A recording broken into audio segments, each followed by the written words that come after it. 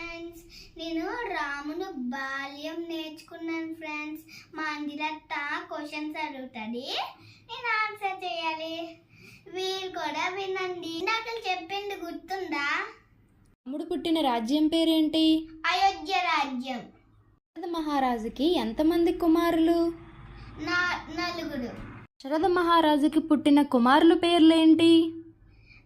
రాముడు, లక్ష్మణుడు, భరతుడు, శత్రుఘ్నుడు. ఈ అన్నదమ్ముల్లో లక్ష్మణుడు ఎవరిని ఎక్కువగా ఇష్టపడేవాడు? రాముడునే.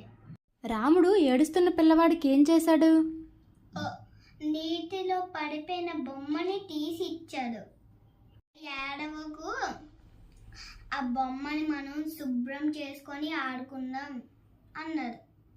రాముడు ఎక్కడ విద్య నేర్చుకున్నాడు? వశిష్ఠ మహర్షి గురుకులంలో. రాముడు చిన్నప్పటి నుంచే ఎలాంటి గుణాలు కలవాడు? దయ, సత్యం, గౌరవం, సహనం. నేను ఈరోజు రాముడు బాల్యం నేర్చుకున్నాను.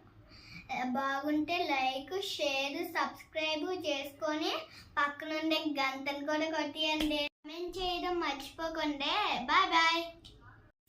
మేము ఎప్పుడు వీడియోస్ చేస్తాం కదా, ఐఎమ్ గుడ్ గర్ల్ వీడియో, ఇంకా రాముడు, ఇంకా ఆ పాటలు చేస్తాం కదా.